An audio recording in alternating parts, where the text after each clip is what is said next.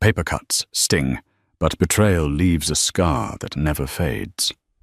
When Blake signed those divorce papers, he thought he was cutting loose dead weight to climb the corporate ladder. He thought his quiet, devoted wife was nothing more than a barrier to his success. He laughed in her face. He mocked her silence. But he forgot one crucial rule of power. Never underestimate the person who knows your darkest secrets. Blake was about to learn that the woman he threw away wasn't just a housewife. She was the only thing protecting him from the sharks. And the biggest shark of all? He just opened her car door. The fluorescent lights of the conference room in downtown Seattle hummed with an irritating buzz, a sound that seemed to drill directly into Audrey's temples. It was a cold, sterile room. Mahogany tables that had seen too many arguments, leather chairs that squeaked with every shift of weight, and a view of the rainy city that looked as weeping and grey as she felt inside. Audrey sat with her hands folded in her lap, her knuckles white. She wore a simple beige cardigan and jeans that had seen better days. She looked small, almost invisible, against the backdrop of the high-powered legal setting. Across the table sat Blake. He looked impeccable. His navy blue bespoke suit was tailored to within an inch of its life, hugging his shoulders in a way that screamed, "New money!" He checked his watch, a Rolex Submariner he'd bought 2 weeks ago, using their joint savings account, just before freezing it, and sighed loudly. "Are we done yet?" Blake asked, not looking at Audrey, but at her lawyer, a tired-looking man named Mr. Henderson, who seemed out of his depth. "I have a lunch reservation at Le Caviste in 40 minutes. Chloe hates waiting." Audrey flinched at the name. Chloe, his personal assistant, the woman who was 22, fresh out of college, and currently the reason Audrey was losing her home of 10 years. "We just need to finalize the alimony agreement, Mr. Miller," Mr. Henderson said softly, pushing a stack of papers forward. "Audrey supported you through 7 years of medical school and the launch of your tech startup. The initial offer of $500 a month is, frankly, it's insulting." Blake let out a sharp, barking laugh. He leaned back, lacing his fingers behind his head. The arrogance radiated off him like heat from a furnace. "Insulting? You want to talk about insulting?" Blake's eyes finally snapped to Audrey. They were cold, devoid of the warmth they used to hold when they were struggling students eating instant noodles in a studio apartment. Insulting is coming home to a woman who has zero ambition. Insulting is having a partner who wears thrift store clothes to my company galas. I'm the CEO of Nexus Stream, Audrey. We just closed a Series B funding round. I'm evolving. You? He looked her up and down with a sneer. You're stagnant. "I worked 2 jobs so you could code at night," Audrey whispered. Her voice was shaky, but her eyes were dry. She had run out of tears 3 days ago. "I paid for the servers. I paid for the patent filings. And you'll be compensated." Blake waved a hand dismissively. $500 a month. Take it or leave it. If you drag this out to trial, my lawyers, who cost more per hour than you made in a year at that diner, will bury you in paperwork until you're homeless. Do you really want to fight me, Audrey? Look at you. You're pathetic." Mr. Henderson cleared his throat nervously. "Mr. Miller, please watch your tone." "I'll watch my tone when she signs the papers," Blake snapped. He leaned forward, his voice dropping to a cruel whisper. "Face it, Audrey. You were a placeholder. You were the starter wife. You helped me get off the ground, sure, but a rocket drops its boosters once it reaches orbit. You're just debris." The silence that followed was deafening. Audrey looked at the man she had vowed to love forever. She remembered nursing him through the flu when he was hallucinating with fever. She remembered holding him when his father died. She remembered selling her grandmother's jewelry, a vintage sapphire ring, to keep his company afloat during the 08 crash. She picked up the pen. "Audrey, you don't have to sign this," Mr. Henderson warned. "We can fight." "No," Audrey said. Her voice was suddenly steady. strangely calm. "Let him have it." "Excuse me?" Blake blinked, surprised by her sudden resolve. "I said, let him have it." Audrey signed her name with a flourish. Audrey Miller. Then she paused, crossed out Miller, and initialed it. "I don't want your money, Blake. I don't want the alimony. I don't want the house. I don't want the shares in Nexus Stream." Blake's eyebrows shot up. A smug grin spread across his face. Finally. A moment of clarity. "You realize you can't win." "I realize," Audrey said, standing up and smoothing down her cardigan, "that keeping any part of you would just poison the rest of my life. I want a clean break. Total severance." Blake grabbed the papers before she could change her mind. He flipped through them, checking the signature, his greed practically drooling onto the page. Done. Smart choice, Audrey. Maybe you're not as stupid as you look. He stood up, buttoning his jacket. He looked like a man who had just won the lottery without buying a ticket. He felt invincible. He had the company, the money, the young mistress, and now total freedom from the woman who knew him when he was a nobody. "Well," Blake said, checking his reflection in the darkened window, "I'd say good luck, but we both know luck is for people who prepare. Enjoy your... whatever it is you do. Knitting?" He grabbed his leather briefcase and marched towards the door. He didn't look back. If he had, he might have noticed that Audrey wasn't crying. She was staring at his back with an expression that wasn't defeat. It was pity. And perhaps a hint of anticipation. The walk to the parking lot felt like a funeral procession, but only for one of them. Blake strutted out of the building, the glass doors of the legal firm swinging wide as if bowing to his presence. The Seattle rain had turned into a drizzle, misting the pavement. Audrey followed a minute later, clutching a plastic bag containing the few personal items Blake had allowed her to take from his car, an old scarf, a book of poetry, and a framed photo of her parents. Blake was standing by his car, a bright red Porsche 911 aimed aggressively at the exit. He was on the phone, his voice loud enough for the entire parking lot to hear. "Yeah, babe, it's done. Signed, sealed, delivered," he laughed, leaning against the hood. "Zero alimony. Can you believe it? She just rolled over. Yeah, I'll pick up the champagne. Bollinger, obviously." He spotted Audrey walking towards the bus stop at the edge of the lot. A cruel impulse seized him. He wasn't content with winning. He needed to crush. "Hold on, Chloe," Blake said into the phone, lowering it but not hanging up. "Hey, Audrey." Audrey stopped. She didn't turn around. Her shoulders tensed.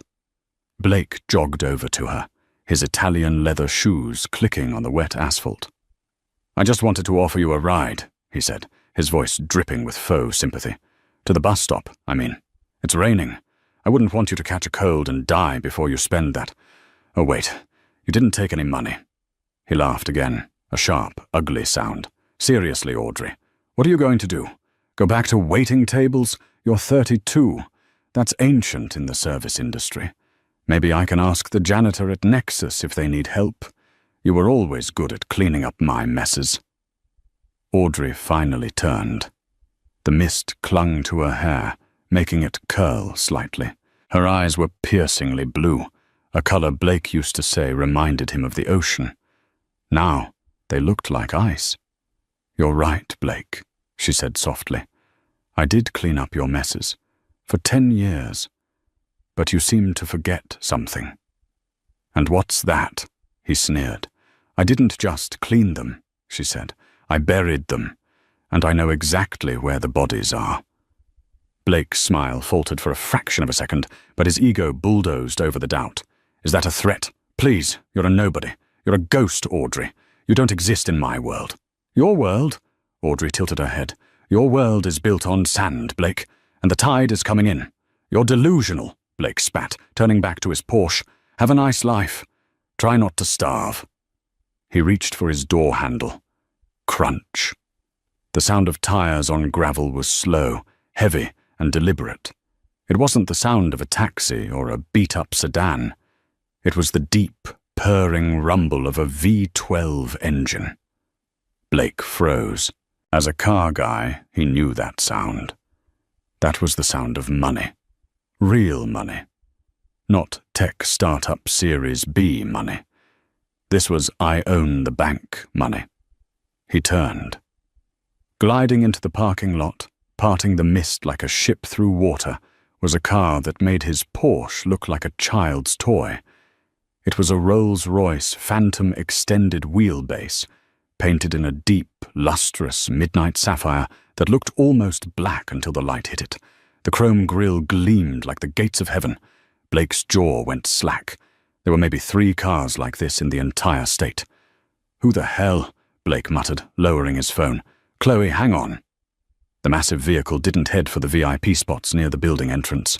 It rolled silently, ominously, right towards them. It came to a stop directly in front of Audrey, blocking Blake's view of the bus stop. Blake watched, mesmerized and confused. Is she being arrested? Did she steal something? The driver's door opened. A man stepped out. He was huge, at least 6'4". Wearing a black suit that fit so perfectly it looked like a second skin, he wore an earpiece and dark sunglasses despite the rain. He walked around the front of the car with military precision. He ignored Blake completely. He walked right up to Audrey. Blake expected the man to tell her to move, to get out of the way of the wealthy owner. Instead, the giant man bowed, a sharp, respectful incline of the head. "Good afternoon, madame," the driver said. His voice was a deep baritone. "Mr. Sterling apologizes for the delay. The traffic on the I-5 was unexpected." "Madame? Mr. Sterling?" Blake's brain short-circuited. The only Sterling that mattered in this city, in this country, was Preston Sterling, the venture capitalist, the recluse, the man who owned Sterling Dynamics, the parent company of half the tech sector. "It's fine, James," Audrey said. Her voice had changed. The meekness was gone. In its place was a cool, weary authority. "I assume he is in the car." "He is waiting for you, ma'am." James, the driver, reached for the handle of the rear suicide door. He pulled it open. The interior was a sanctuary of cream leather and lamb's wool carpets. And sitting there, legs crossed, reading a file on a tablet, was a man Blake had only seen on the covers of Forbes and Fortune. Preston Sterling. He was older, perhaps in his late 40s, with silver fox hair and a jawline that could cut glass. He wore a charcoal 3-piece suit that cost more than Blake's car. As the door opened, Preston looked up. He didn't look at Blake. He looked at Audrey. And he smiled. A genuine, warm smile that reached his eyes. "Audrey," Preston said. His voice was smooth, commanding, and familiar. "You look tired." "It's been a long decade, Preston," Audrey replied, stepping towards the car. Blake felt like he couldn't breathe. His ex-wife, the woman who clipped coupons and argued about the electric bill, was talking to Preston Sterling like they were equals? No, like they were family. "Wait," Blake yelled, his voice cracking. He stumbled forward, abandoning his Porsche. "Wait a minute." James, the driver, stepped in front of Blake. He didn't touch him, but the sheer size of the man acted as a wall. "Step back, sir." "Audrey?" Blake shouted over the driver's shoulder. "What is this? Do you know him?" Audrey paused with one foot inside the Rolls-Royce. She looked back at Blake. The look on her face wasn't anger anymore. It was pure indifference. "Do I know him?" Audrey repeated. She looked at Preston, then back at Blake. "Blake, you've been trying to get a meeting with Sterling Dynamics for 2 years to secure your Series C funding, haven't you?" Yes, but..." Blake stammered. "You never got past the secretary," Audrey said calmly. "Did you ever wonder why?" Blake stared at her, his mouth opening and closing like a fish. "Get in, Audrey," Preston said from inside the car, his voice hardening as he glanced at Blake. "We have work to do. The board has been waiting for your return." "The board?" "Goodbye, Blake," Audrey said. She slipped into the car. James closed the heavy door with a solid thud that sounded like a coffin closing.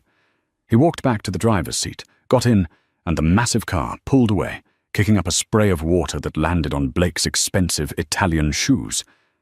Blake stood alone in the rain, the phone still clutched in his hand. "Blake?" Chloe's voice chirped, tinny and annoying from the speaker. "Blake, are you there? Did you get the champagne?" Blake dropped the phone. It cracked on the pavement. He didn't notice.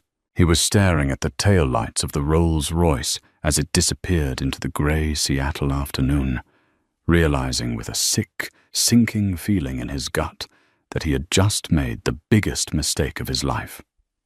The interior of the Rolls-Royce Phantom was quieter than a cathedral at midnight. The outside world, the rain, the pathetic figure of Blake receding in the rearview mirror, the noise of Seattle traffic, was sealed away behind double-glazed acoustic glass. Audrey sank into the deep lamb's wool mats, her body trembling slightly, now that the adrenaline was fading. She didn't cry. She felt an overwhelming, exhausting sense of relief, mixed with a lingering sadness for the decade she had just buried. Preston Sterling didn't speak for the first 5 minutes. He knew her better than almost anyone. He knew that right now she didn't need platitudes. She needed the space to breathe air that wasn't contaminated by Blake's narcissism. He reached into a chilled compartment and pulled out a bottle of sparkling water. Not champagne, not yet, and poured it into a crystal glass. He handed it to her silently. "Thank you, Uncle Preston," she whispered, taking the glass with both hands. If Blake had heard that title, he might have genuinely fainted. Preston Sterling wasn't her lover. He was her godfather, the executor of her father's estate, and the man who had guarded her inheritance since she was 18. "Did he sign the full release?" Preston asked, his voice low and modulated. He already knew the answer, but he needed to hear her say it. "Everything," Audrey confirmed, taking a sip. "He was so eager to get rid of me, he waived all rights to future claims, assets, and intellectual property held by either party prior to the marriage. He thinks he won." Preston allowed himself a small, tight smile. It wasn't a happy smile. It was the look of a chess grandmaster who just watched an opponent fall for a basic trap. Arrogance is a powerful anesthetic, Audrey. It blinds a man to the knife until it's already in his gut. Blake Miller is a mediocre coder with a sociopathic streak. He never deserved you. Audrey looked out the rain-streaked window as the city sped by. "I loved him once. When we started, he had vision. He had passion. I thought I could help him build something real. I didn't realize that the higher he climbed, the more oxygen he would suck out of the room." "You didn't just help him build it, ma petite," Preston said gently, using the nickname her father had given her. "You were the foundation. You were the firewall. You hid your light so he could shine, hoping he would eventually see you. It was a noble experiment, Audrey. But it failed. And it went on 5 years too long." Audrey flinched. He was right. She had known 5 years ago, when Blake started hiding his phone and coming home smelling of expensive perfume that wasn't hers, that it was over. But she had stayed, out of loyalty, out of habit, out of a desperate hope that the sweet boy she met in the university library was still in there somewhere. "The paperwork is already filed," Preston said, shifting gears back to business. It was his way of comforting her. "As of the moment you signed that divorce decree, Audrey Miller ceased to exist legally. Your passport, your accounts, your board seats, they are all reverted to Audrey St. James." Audrey St. James. Hearing her real name sent a shiver down her spine. It felt like putting on an old, perfectly tailored coat she hadn't worn since winter. The St. James family was old money, railroad money, steel money, and eventually foundational Silicon Valley money. Her father, Arthur St. James, had been a titan. When he died tragically in a plane crash when Audrey was 20, he left her a controlling interest in a global conglomerate that made Blake's startup look like a lemonade stand. But Audrey had been terrified of the responsibility. Broken by grief, she ran away from her legacy. She enrolled in a state university under her mother's maiden name, seeking anonymity.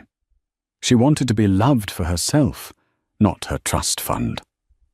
She found Blake, and for 10 years she played the role of the supportive, struggling wife, hiding her billions while Blake condescended to her over a $500 electric bill. She used her knowledge and her connections in secret, smoothing the path for him, making anonymous injections of capital when Nexus Stream was about to fold, all while letting him believe he was a self-made genius. "Is the board truly waiting?" Audrey asked, turning from the window. "They have been convened since 9 o'clock this morning," Preston said, checking his platinum Patek Philippe watch. "The prodigal chairwoman returns. There are significant issues that require the St. James touch. Issues that my team at Sterling Dynamics have been holding back until you were free." "And Blake?" Preston's eyes hardened. "Blake is about to discover that gravity is a very harsh mistress." Blake drove the Porsche 911 much too fast on the slick roads back to the Nexus Stream offices in Bellevue. The adrenaline of the divorce was rapidly souring into a cocktail of confusion and rage. He had tried calling Chloe 3 times. She hadn't picked up. That annoyed him. She was supposed to be available to him 24/7. That's what he paid her for, both as an assistant and as a girlfriend. But more pressing was the image burned into his retinas. Audrey, his frumpy Audrey, stepping into Preston Sterling's car. Why? How? It didn't make sense. Had she been having an affair? The thought was laughable. Audrey was too boring to have an affair. Yet Sterling's words echoed in his head. "You never got past the secretary. Did you ever wonder why?" By the time Blake squealed his tires into his reserved parking spot at Nexus Stream HQ, a sleek glass and steel mid-rise that cost too much in rent, he was fuming. He needed to reassert control. He needed to walk into his kingdom and feel like the king again. He burst through the lobby doors. The receptionist, a young guy named Gary, jumped. "Mr. Miller, welcome back. Congratulations on the legal proceedings," Gary stammered. "Cut the crap, Gary. Where is Vikram?" Blake barked, heading straight for the elevators. "He's in the server room, sir. There's a situation." Blake froze, his finger hovering over the penthouse floor button. "What kind of situation?" "Everything is red, sir. The dashboards. They've been flashing red for an hour." A cold knot formed in Blake's stomach. He slammed his hand on the basement button instead. The server room of Nexus Stream was usually a cold, humming sanctuary of blue lights and the comforting whir of fans keeping millions of dollars of data cool. Today, it was chaotic. Alarms were chirping. Not loud sirens, but insistent, urgent digital bleats that signaled critical failures. Vikram Singh, Blake's COO and oldest friend besides Audrey, was hunched over a terminal, sweating through his dress shirt. 3 junior engineers were running around with laptops, looking terrified.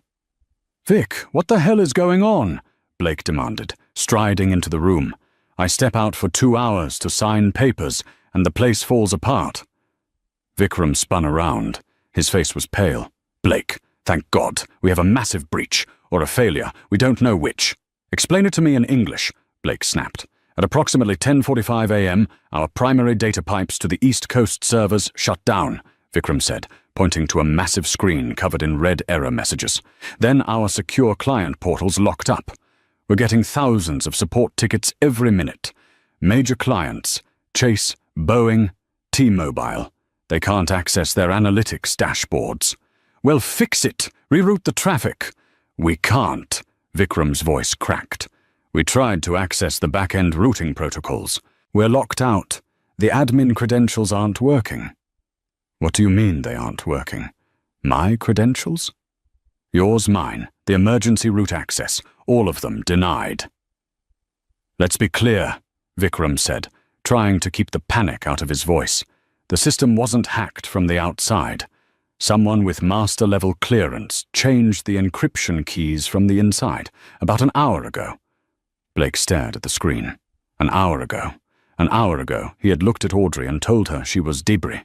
An hour ago, she had signed the papers. An hour ago, she had said, "I didn't just clean your messes. I buried them." A terrible, impossible realization began to claw its way up Blake's throat. "Vikram," Blake said, his voice strangely hollow. "Who set up the original server architecture? Back in the garage days?" Vikram frowned, confused by the question during a crisis. "You did?" "Well, mostly. You did the front end, the user interface, the back end. I guess you handled that too? Or maybe—" Vikram trailed off. He was remembering those late nights 7 years ago. Blake would be passed out on the couch, exhausted. Vikram would come in the next morning, and the code would be fixed, optimized, secure. Blake always took credit, saying he got a second wind. "Audrey," Blake whispered. "What?" "Audrey," Blake shouted, grabbing Vikram by the shoulders. "Did Audrey ever have access to the root servers?" Vikram looked uncomfortable. "Well, yeah, in the beginning. She paid for the AWS instances with her credit card before we had funding. She had the master passwords because she set up the accounts. But you changed those years ago, right?" Blake felt the blood drain from his face. He hadn't changed them. He was too lazy. He just added his own layer on top. He always assumed Audrey was too technically illiterate to understand what she had access to. He thought she just paid the bills. "Oh my God," Blake breathed. "She didn't just pay the bills. She owned the house." "Blake, what are you talking about? We need the decryption key for the Shadow Zero protocol, or we are dead in the water by market close." "Shadow Zero? What is that?" Blake asked. Vikram stared at him. "You're kidding. It's the foundational security layer that protects our entire IP. You don't know the key?" Blake didn't know the key. He didn't even know the protocol existed. He had been too busy giving TED Talks and buying watches to understand the intricate machinery that kept his company alive. He realized then, standing in the flashing red light of his collapsing empire, that he hadn't been the pilot of the rocket ship. He had just been the hood ornament. His phone buzzed in his pocket. It was an email notification. Sender: the St. James Trust and Sterling Dynamics. Subject: Notice of immediate recall of assets and IP infringement. Blake's thumbs fumbled as he opened the email. It was a legal document, dense and terrifying, but the gist was clear in the first paragraph. The proprietary code that Nexus Stream was built upon, the core algorithm Blake claimed to have invented, was flagged as the intellectual property of A. St. James, leased to Nexus Stream for a period of 10 years for a token sum of $1 per year. The lease had just expired due to a violation of terms, specifically the termination of the marital contract between the lessor and the lessee. The document ordered an immediate cease and desist of all operations using the code, effective immediately. Blake looked up from his phone to the giant red screen. The noise in the server room seemed to fade away, replaced by the memory of Audrey's calm voice in the rain. "Your world is built on sand, Blake, and the tide is coming in." The tide wasn't just coming in. It was a tsunami, and its name was Audrey St. James. He hadn't just divorced his wife. He had declared war on the actual owner of his company. The Sterling Dynamics Tower didn't just scrape the sky. It seemed to pierce it. Standing 40 stories above the Seattle waterfront, the penthouse boardroom was a fortress of glass and mahogany, offering a panoramic view of the Puget Sound that only a handful of people would ever see. Audrey stepped out of the private elevator. The transformation had begun in the car, but it was completed in the executive suite's private dressing room.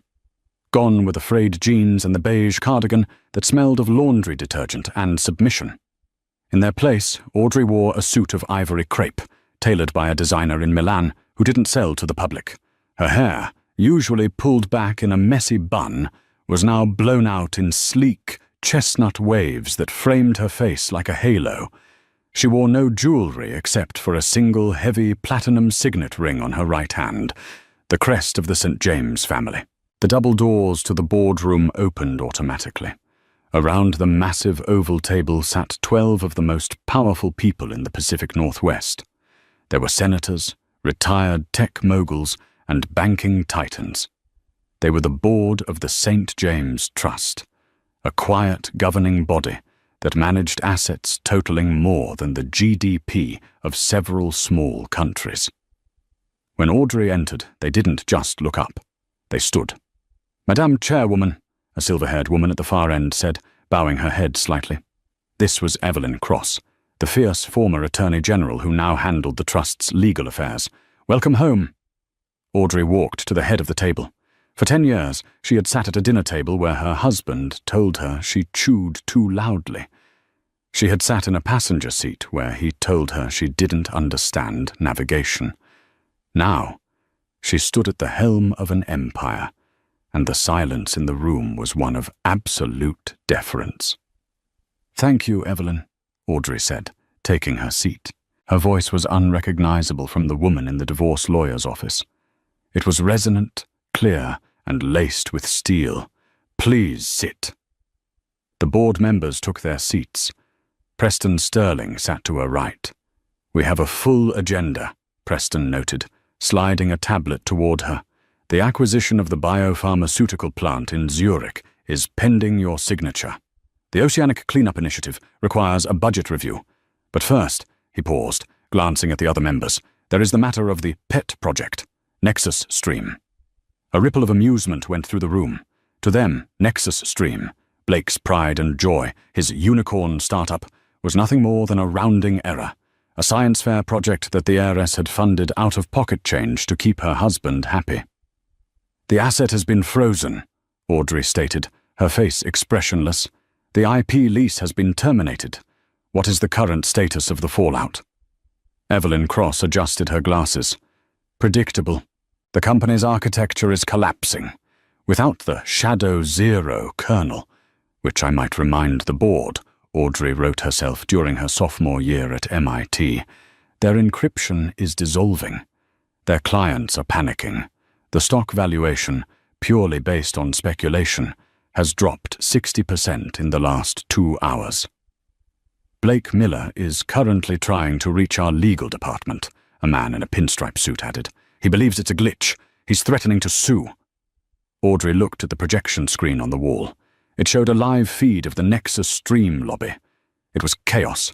Employees were pacing. Phones were ringing off the hook. "He doesn't know it was me," Audrey said softly. "He thinks I'm just a vindictive ex-wife who got lucky with a lawyer. He has no idea he's been living inside a St. James incubator for a decade." "Do we crush him?" Evelyn asked. It wasn't a malicious question. It was simply a business one. "We can file for immediate liquidation of his company to cover the breach of contract. We can seize his personal assets, the house, the cars, the accounts.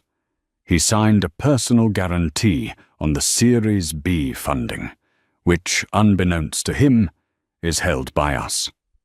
Audrey looked at her hands. The hands that had scrubbed Blake's floors. The hands that had rubbed his back when he cried about his father. "No," Audrey said. The room went silent. Preston raised an eyebrow. "We don't just crush him," Audrey said, her eyes turning cold. "That's too easy. That makes him a victim. He'll spin a narrative that the big bad corporate world destroyed his genius." She stood up and walked to the window, looking down at the ant-sized cars on the street below. "I want him to know," she whispered. "I want him to understand exactly who he mocked. I want him to come here, to this building, and I want him to negotiate. I want him to realize that his genius was me." She turned back to the room. "Arrange a meeting," Audrey commanded.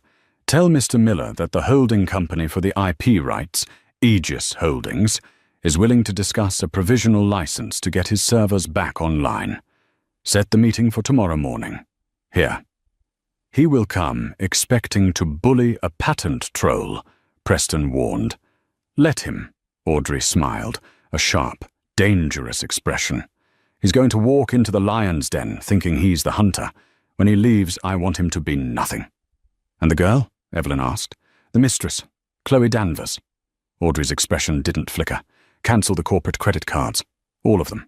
Effective immediately. Let's see how deep their love really is. The atmosphere inside Nexus Stream had shifted from panic to a funeral wake.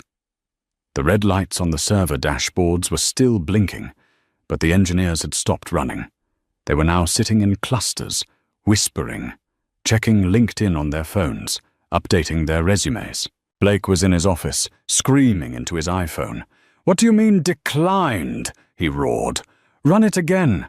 It's a platinum Amex. It has no limit." "I'm sorry, sir." The voice of the hotel concierge on the other end was polite but firm. "The card has been reported as invalid by the issuer. We cannot process the reservation for the penthouse suite." Blake threw the phone against the wall. It shattered, a spiderweb of cracks blooming across the screen. "Damn it!" He ran his hands through his hair, messing up the perfect gel style. This wasn't happening. It couldn't be happening. The door to his office swung open. It wasn't Vikram with good news. It was Chloe. But she didn't look like the sympathetic, doting girlfriend she had been in the parking lot 2 hours ago. She was holding her handbag, a Birkin that Blake had bought her last month, clutched tight to her chest. She wasn't wearing her Nexus Stream ID badge. "Babe," Blake breathed, relieved to see a friendly face. "Thank God. Look, it's a mess. I need you to run down to the bank for me. I need to pull some cash to pay the freelance coders. The accounts are frozen and—" "I'm leaving, Blake," Chloe said. Her voice was flat. Blake blinked. "What?" "You're going home." "That's fine. Get some rest. I'll be there late." "No," Chloe said, stepping back as he approached. "I mean, I'm leaving you. I'm quitting." Blake stopped dead. "Is this a joke? Now? In the middle of a crisis?" "It's not a crisis, Blake. It's over," Chloe snapped. She pulled a piece of paper from her bag and threw it on his desk. "I just tried to use the company card to buy lunch for the team. It declined. Then I tried the supplementary card you gave me for the apartment. Declined. Then I called HR to ask about payroll." "And?" "And they said the payroll account is empty. The funds were swept an hour ago by the primary investor." Chloe looked at him with a mixture of disgust and pity. "You're broke, Blake. It's a mistake, a banking error," Blake pleaded, reaching for her arm. "I'll fix it. I'm the CEO. I'm worth $20 million on paper." "Paper burns," Chloe hissed, shaking him off. "I checked the public records, Blake. I did a little digging while you were screaming at Vikram. The lease on this office? It's in the name of St. James Trust. The car? Leased? The patent? You don't own it. You own nothing." I built this. You stood on a stage and took credit," Chloe shouted. "I stuck around because I thought you were a winner. I thought you were the next Zuckerberg. But you're just a fraud in a nice suit, and I'm not going down with the ship." She turned on her heel, her high heels digging into the plush carpet. "Chloe, I left my wife for you," Blake screamed, his voice cracking with desperation. Chloe paused at the door. She looked back, her lip curling. "Yeah, you did. And that tells me exactly how much loyalty you have. Good luck, Blake. You're going to need it." She slammed the door. Blake stood alone in the silence of his office. The shattered phone on the floor buzzed. It was still working. Barely. He walked over and picked it up. A new email had arrived. Sender, Aegis Holdings, via Sterling Dynamics. Subject, urgent. Settlement conference.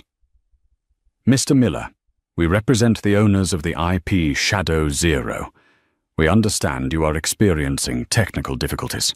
We are willing to discuss a temporary reactivation of services pending a renegotiation of terms. Please present yourself at the Sterling Tower, Penthouse Suite, tomorrow at 9 a.m. Failure to appear will result in permanent deletion of all hosted data." Blake stared at the screen. Salvation. It wasn't a banking error. It was a supplier dispute. That he could handle. He was a master negotiator. He could charm anyone. He just needed to get in the room with these Aegis Holdings people, probably some faceless corporate drones, and dazzle them. He would offer them equity. He would promise them the moon, get the servers back on, and then figure out a way to screw them over later. A manic grin spread across his face. He wasn't dead yet. He smoothed his hair. He adjusted his tie. "You think you can squeeze me?" he muttered to the empty room. "I'm Blake Miller. I always win." He didn't know that the faceless corporate drone he was going to meet was the woman whose heart he had broken that morning. He didn't know that he wasn't walking into a negotiation. He was walking into an execution. The morning sun hit the glass facade of the Sterling Tower with a brilliance that blinded Blake as he stepped out of his taxi. He hadn't taken the Porsche. The repo men had shown up at his condo at 6 a.m., a humiliation he was still processing. He adjusted his suit jacket. It was wrinkled. He hadn't slept. The silence in his empty apartment, void of Chloe, void of furniture, void of validation, had been deafening. But as he looked up at the 40-story monolith of wealth before him, Blake forced a mask of confidence onto his face. "Game time," he whispered to himself. "Just a supplier dispute. I'll charm them. I'll promise them a 5% equity stake. They'll bite. Everyone bites." He walked into the lobby. It was a cathedral of marble and silent power. Security didn't ask for his ID. They were expecting him. "Penthouse level, Mr. Miller," the guard said, pointing to a solitary elevator that had no buttons, only a card scanner. The guard swiped a key and the doors slid open. The ride up was smooth and fast, making his ears pop. Blake checked his reflection in the mirrored walls. He looked tired, but he told himself he looked distinguished. He was the CEO of Nexus Stream. He was a visionary. The doors opened. Blake stepped into a reception area that smelled of white tea and money. A young assistant, impeccable in a grey suit, stood up. "Mr. Miller, they are waiting for you." "They?" Blake asked, straightening his tie. "Who is they?" "I was told I was meeting the representatives of Aegis Holdings." "You are," the assistant said, her face unreadable. She walked to the double mahogany doors at the end of the hall and pushed them open. Blake strode in, chest out, ready to dominate the room. The boardroom was vast. The view of Seattle was breathtaking, but Blake didn't look at it. He looked at the long oval table. It was empty, save for 3 people at the far end. To the left sat Preston Sterling, looking at a file with boredom. To the right sat a severe-looking woman with glasses, Evelyn Cross. And in the center, at the head of the table, sat a high-backed leather chair. It was turned away from him, facing the window. All Blake could see was a slender hand resting on the armrest, a platinum signet ring catching the light. "Good morning," Blake projected his voice, using his best TED Talk cadence. "I'm Blake Miller. I assume you represent the IP holders. I'm here to clear up this misunderstanding regarding the Shadow Zero protocol." Preston Sterling didn't look up. "Sit down, Mr. Miller." Blake bristled at the command, but took the seat at the opposite end of the table. It felt like being a child called to the principal's office. "Look," Blake started, leaning forward. "I know how this looks. A technical glitch, a lapsed payment. But let's be adults. Nexus Stream is valued at $400 million. If you keep my servers offline, you're burning money too. I'm willing to offer Aegis Holdings a generous licensing renewal fee. Let's say $50,000 a year." The chair at the head of the table didn't move. $50,000? Evelyn Cross chuckled dryly. "Mr. Miller, the damages you've incurred by illegally using our proprietary code for the last 24 hours are estimated at $12 million. "That's absurd," Blake laughed, slamming his hand on the table. "I wrote that code. It's my architecture. I'm just dealing with a patent troll, aren't I?" "Who is your client? I want to speak to the person in charge. Turn that chair around." "You want to speak to the owner?" the voice from the chair asked. Blake froze. The voice was low, authoritative, and terrifyingly familiar. But it couldn't be. It was impossible. Slowly, smoothly, the leather chair swiveled. Blake's breath hitched in his throat. His brain refused to process the image. It was Audrey. But it wasn't the Audrey he knew. It wasn't the woman in the stained apron. It wasn't the woman who clipped coupons. This woman radiated power. She wore a suit that cost more than his car. Her hair was perfect. Her eyes were hard diamonds. "Hello, Blake," she said. "Audrey?" Blake stammered, standing up, his chair scraping loudly against the floor. What are you doing here? Did you follow me? Is this a joke? Preston, why is my ex-wife sitting in your chair?" "Sit down," Audrey commanded. The volume wasn't loud, but the force of it slammed Blake back into his seat. "I don't understand," Blake whispered, looking between them. "You never did understand, Blake." "That was your problem," Audrey said, opening a leather folder in front of her. "You thought you were a self-made man. You thought you were a genius. But you were a project." "I built Nexus Stream," Blake yelled, his face turning red. "You built a user interface," Audrey corrected calmly. "You built a pretty front door. But the house, the foundation, the Shadow Zero algorithm that actually makes the compression work, I wrote that, junior year. While you were playing video games and talking about changing the world, I was coding the kernel." "Liar," Blake spat. "Evelyn?" Audrey nodded to the lawyer. Evelyn slid a document down the long table. It hit Blake's hands with a heavy thud. He opened it. It was a patent filing, dated 10 years ago. Inventor, Audrey St. James. Assignee, Aegis Holdings, a subsidiary of St. James Trust. "St. James?" Blake read the name, confusion clouding his eyes. "Who is St. James?" Preston Sterling finally spoke. "You really didn't know? You lived with her for a decade and never asked about her mother's maiden name? Audrey is the sole heiress to the St. James fortune, Blake. She is the majority shareholder of Sterling Dynamics. She owns the bank your company loans are with. She owns the building your office is in. And as of yesterday, she owns the code you stole." The room spun. Blake felt bile rise in his throat. You're a billionaire?" he rasped, looking at Audrey with wide, horrified eyes. "And you," Audrey said, leaning back, "are a breach of contract." "Why?" Blake asked, his voice breaking. "If you had all this... Why did we live in that apartment? Why did you let me struggle? Why did you scrub the floors?" "Because I wanted to be sure," Audrey said, a flicker of sadness crossing her face for the first time. "I wanted to know if you loved me, or the name. I wanted to see if we could build something real together. I supported you. I fixed your code at night while you slept. I injected capital through shell companies every time you were about to go bankrupt. I propped you up, Blake, because I believed in you." She closed the folder. "But then you succeeded. And the moment you got a taste of power, you turned on me. You mocked me. You called me debris. You told me I was stagnant." Audrey stood up. She walked down the length of the table, her heels clicking rhythmically, stopping right next to Blake. He couldn't look her in the eye. He was trembling. "You wanted a clean break, Blake. You wanted total severance. You signed the papers." "Audrey, please," Blake began to weep. It wasn't a dignified cry. It was the pathetic sobbing of a man who realized he had thrown away a winning lottery ticket. "I didn't mean it. The stress, the company. Chloe meant nothing. We can fix this. I still love you.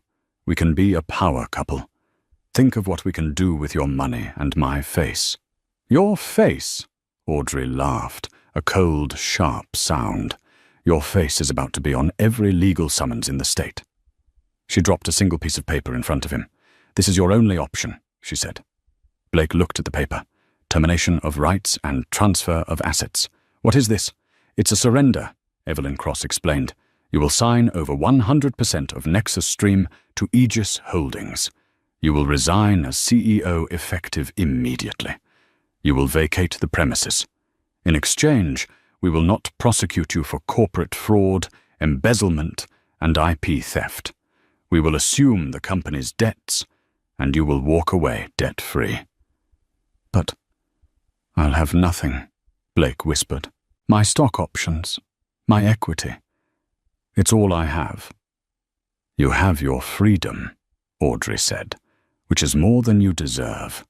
If you don't sign, my lawyers will bury you so deep you'll need a coal miner's lamp to find the sun.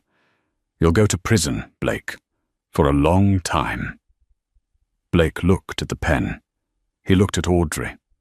He saw no mercy in her eyes. He saw only the reflection of his own cruelty, magnified and returned to him 1,000-fold. He picked up the pen. His hand shook so hard he could barely write. He signed. Blake Miller, get out, Audrey said quietly. Audrey, I said get out. Blake stood up. He felt light, untethered, like a balloon whose string had been cut. He walked to the door, his legs numb. Oh, and Blake? He turned, a spark of hope igniting in his chest. Audrey was standing by the window, silhouetted against the grey sky. The next time you open a car door for someone, she said, not looking back, make sure you know who's inside. The rain in Seattle was relentless. Outside a high-end restaurant in downtown, a valet attendant stood in a yellow poncho, shivering as he waited for the next car. A sleek, midnight sapphire Rolls-Royce Phantom pulled up to the curb. The valet rushed forward. He knew this car. Everyone in the city knew this car.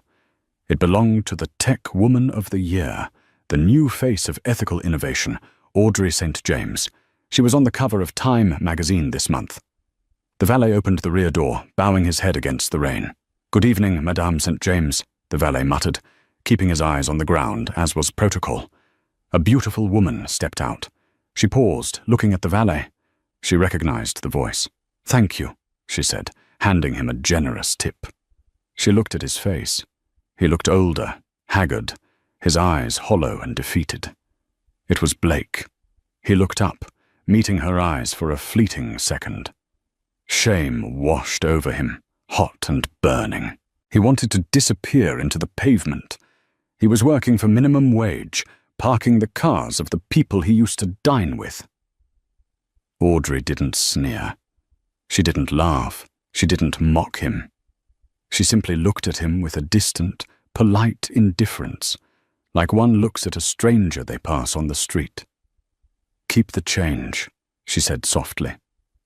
She turned and walked into the restaurant, the warm light swallowing her whole, leaving Blake alone in the cold, wet dark, clutching a $20 bill, finally understanding the true cost of the woman he had thrown away. And that is the story of how Blake Miller learned the hardest lesson of his life. Never mistake silence for weakness, and never judge a book or a wife by its cover.